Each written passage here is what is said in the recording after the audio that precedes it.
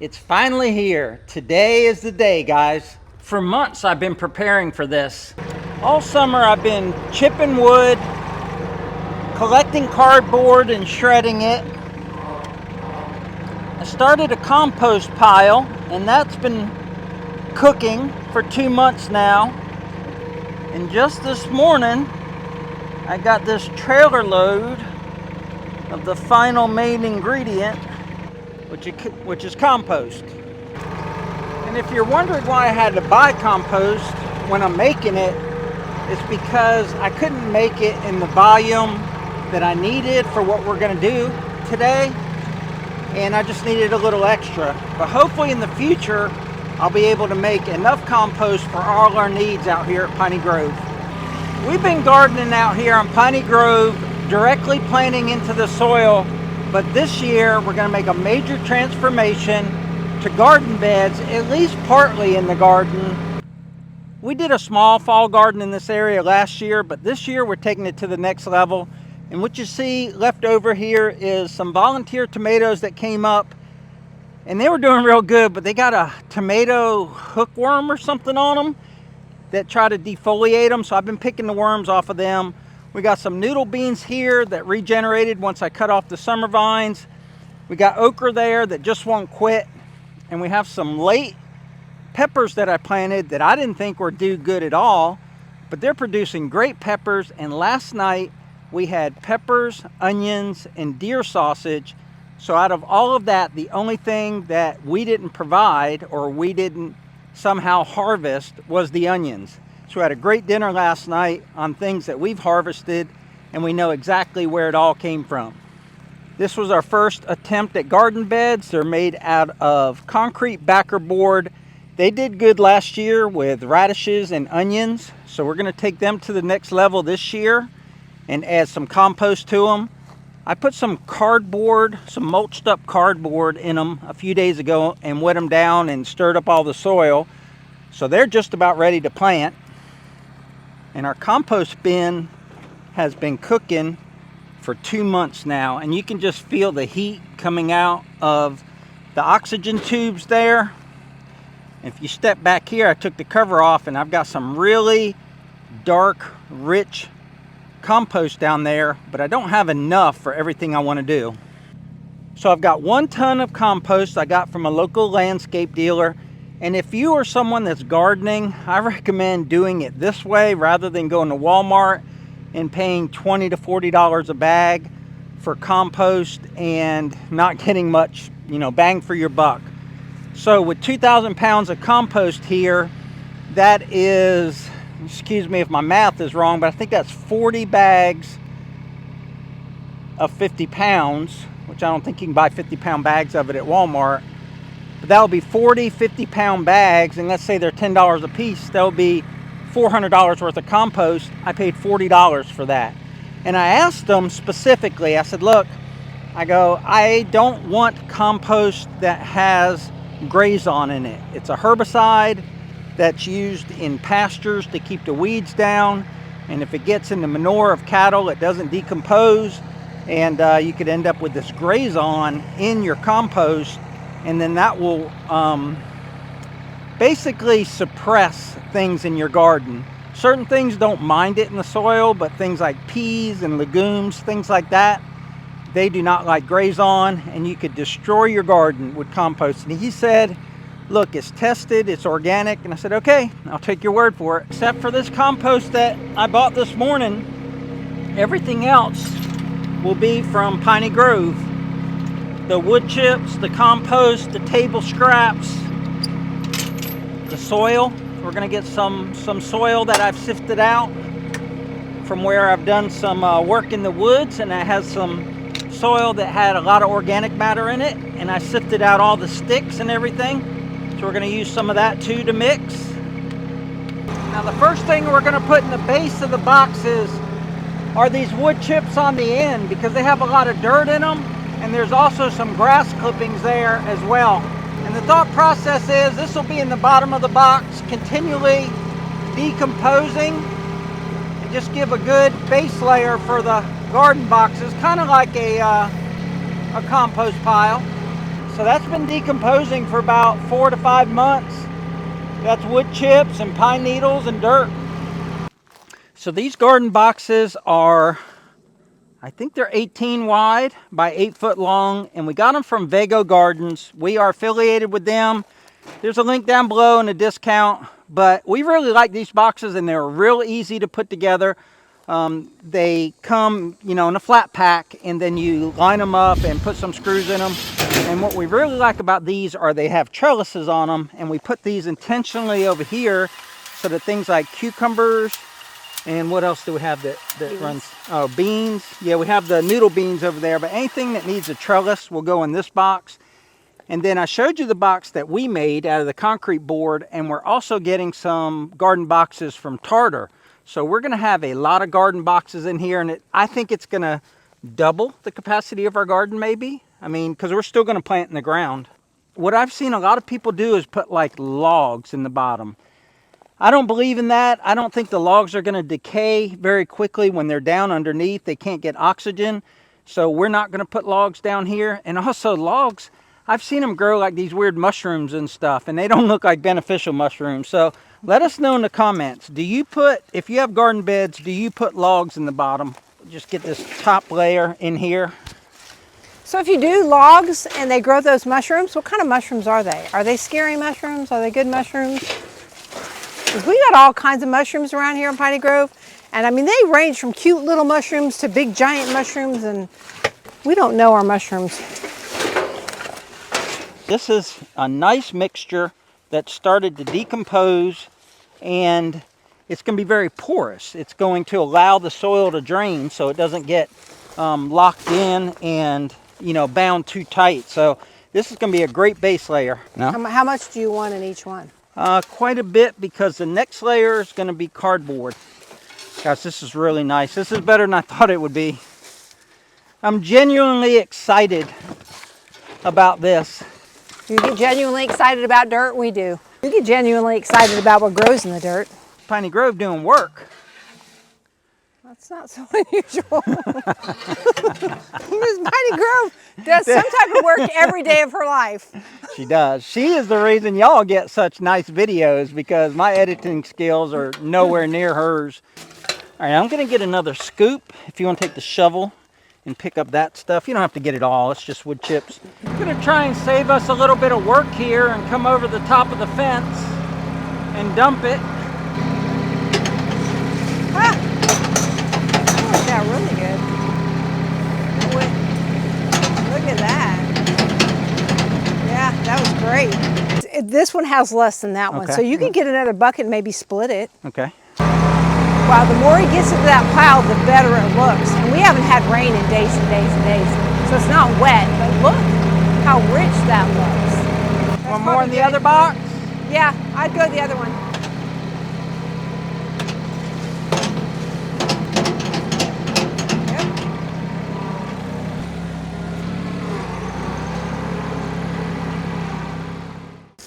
We're going to go ahead and soak it now, so we don't have to soak everything from the very top. That way we can get it wet in layers.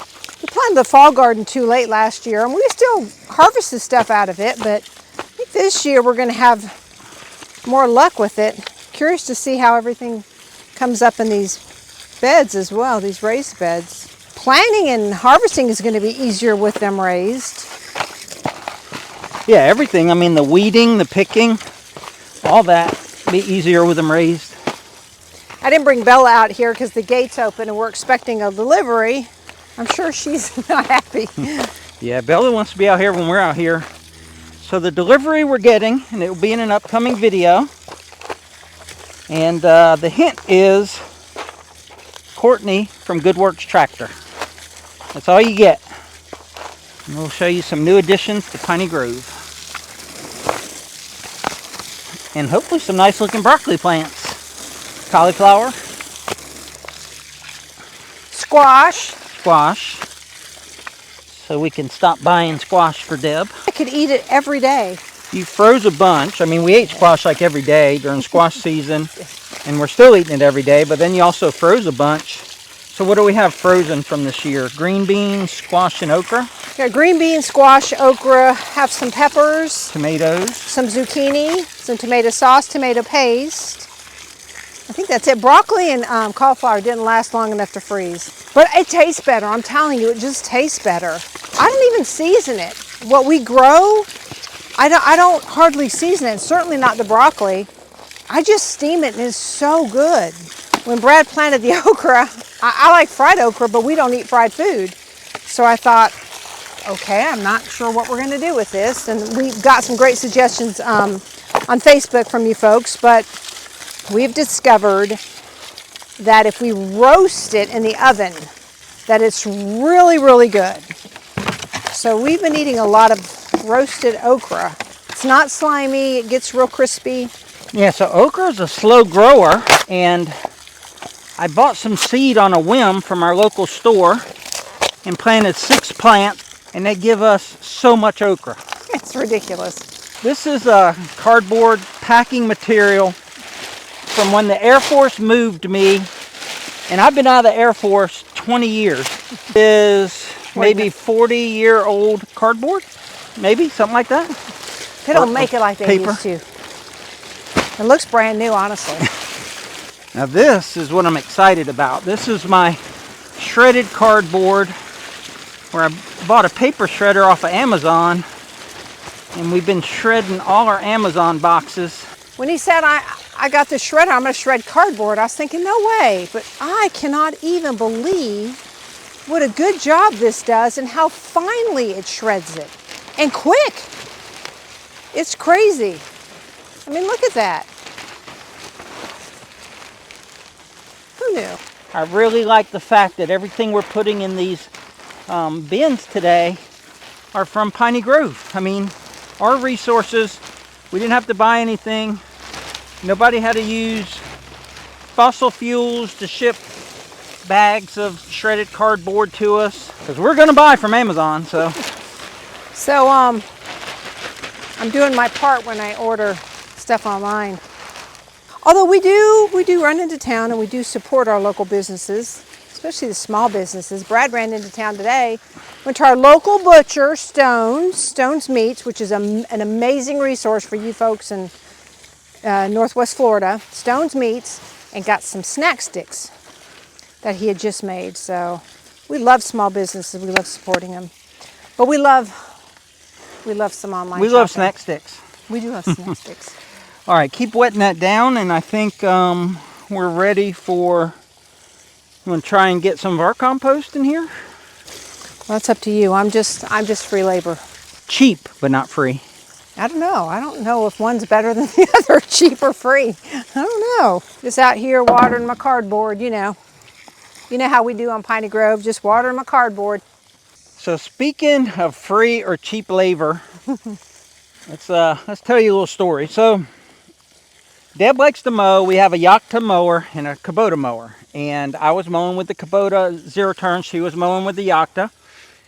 And she mowed, we mowed everything the other day, last week. And then she put it in the shade and blew off all the clippings and everything and got it ready to put in the barn. But she didn't put it away, I did. So I put it in the barn. I noticed there's 2 pieces of wire sticking out of the rear tire. And they're just fence wire. They're not like some super duper heavy duty sharpened wire. They're not barbed wire. They're just like somewhat pliable pieces of fence wire. I went and told her about it. I told him, I was like, I don't know how you punctured my tire when all you had to do was move it 15 feet. I don't know how we did that, folks. So we posted that picture on Facebook, and a lot of people commented on it. Basically, I said, you know, I'm very lucky to have a wife with the skill set that can put wire through a tire. You know, not everyone else has that talent. And one of her responses to people who replied was, free labor ain't free. Yeah, free labor ain't free. To put a price on free labor, the new tire, because I couldn't plug it because it was in the sidewall. I put 3 plugs in it. It still wouldn't hold air. The tire was $120, and I paid a local guy $20 to put it on the rim. So my free labor that day of her mowing cost me $140, plus the gas that she used in the mower. And I had to sharpen the blades. But, folks, how much do you think somebody would charge to mow 4 acres? Probably more than that, right? I'm thinking they would have charged more than $140 to mow, what, 4 acres or so? Still cheaper. Not around here. That was probably like a $5 job. No. So her $5 job cost me $140 plus $20 in gas, plus a blade sharpening, which is $25. So her free labor cost me 200 bucks. It did not. So this is what our compost looks like, and Deb's got a nose like a hound dog, and she did not say that it stunk. But there's no worms or anything in it, but it is, you know, it's dark, it's rich. I'd say it's sandier maybe than a lot of compost, but again, we're in Florida, so the guys that make this, they got to work with whatever they got. So if we fill that to the top and then we water it, I think it's going to compress. Uh-oh. You don't drop any of that precious manure.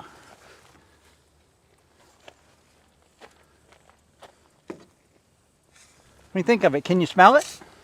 I can smell a little hint of it, but it's not. I mean, it's the horses next door smell worse. The horses next door. My plan to bribe them, to get them to like me, has worked. They now come running across the pasture to see me. Now I know it's for my treats and cookies, but I don't care. I don't even care. I'm that needy. We have a pear tree on the property, a wild pear tree, or maybe someone planted it a long time ago. It's big, so it's 50 years old.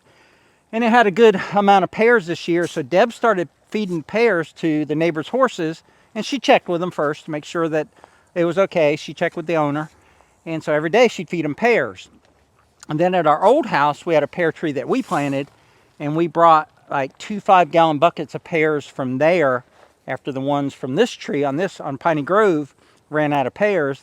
So the horses got used to her feeding them pears all the time, and then the neighbor said they like ginger snaps. So Deb got like, I don't know, 2 huge bags of ginger snaps, and now between the horses and Bella, our dog, we go through a lot of ginger snaps around here. But today, speaking of Amazon, I found horse treats.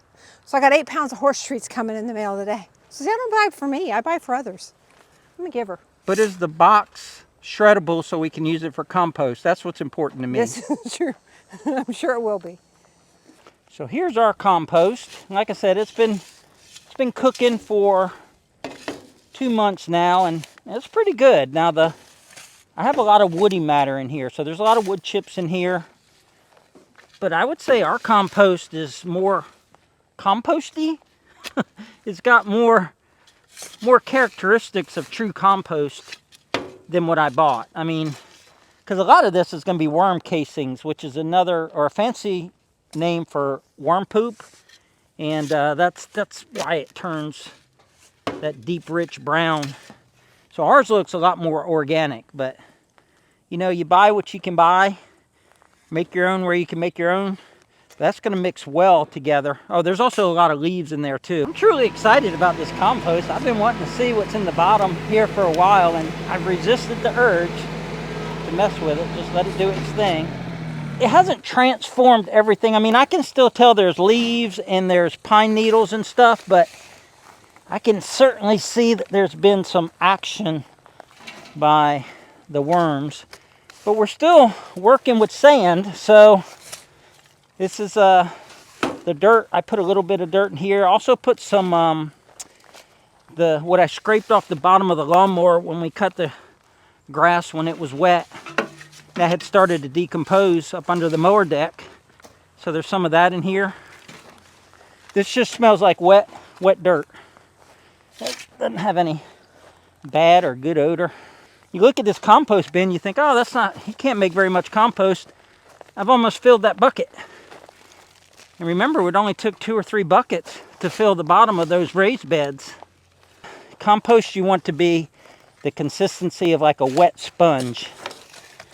Like when you squeeze it, you would want a copious amount of water to come out.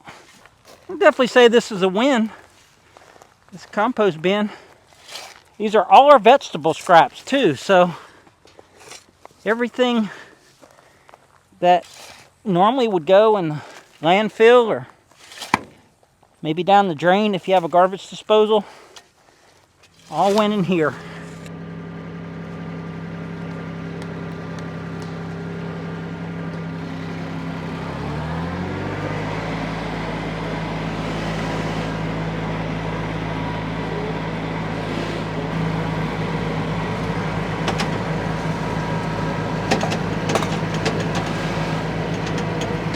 Probably enough, huh? You still got... Good? Oh yeah, but you can maybe put some more in this one. No, that's good. That one's good. That one's good. Is there any more left in the bucket? Yeah, but put it in this one.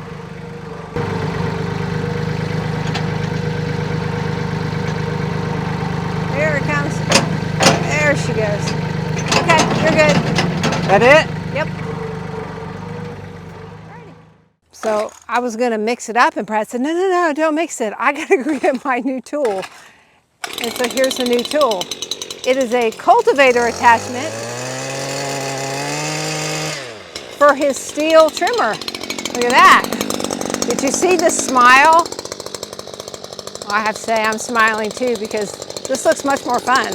Yeah, our compost is nice. Well, it'll be a lot easier on the ground, won't it? Oh my. Well, it mixes it. The thought process behind this is that we can take up our plastic on our rows here on one side, put in some fertilizer, and then do this thing, and then lay the plastic back over it. It'll be a lot quicker than pulling it all up and using the tractor. Little mini demo.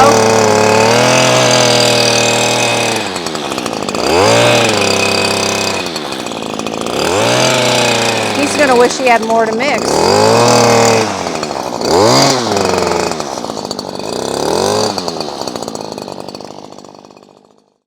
But it's mixed in. We'll smooth it out. Yeah, I did.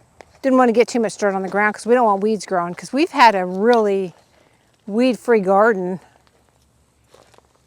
Those wood chips do a great job. Last thing we need is fertilizing on top of the wood chips to give weeds a good breeding ground. But yeah, that's nice. Look how good that compost looks. That's our compost. Yep. Nice. All right, we've put one more layer on there of the bought compost or topsoil, whatever it ends up being. Brad's mixing it in, and I think that's our final step for today, I think. But I don't know, again, I'm just free help. Okay guys, we've got our 2 Vigo garden beds filled up and ready for planting. We're not going to be able to get to that in this video, but Deb has watered them in, and now she's going to water the rest of the garden. Be sure to stay tuned. We'll show you what we grow this winter. Hopefully it's going to be a lot more than last winter, and we can put a lot more food in the freezer, especially broccoli, cauliflower, and Squash. my lady over there loves her some rutabagas. Don't you, babe? I do love rutabagas and squash. All right, guys, that's going to wrap it up. Until next time, y'all take care out there. And remember, life's short. Be kind. Be kind. Tractor hard. And what do they got to do? They got to check out these 2 videos because they're awesome. Check out these 2 videos because they're awesome. Take care, guys.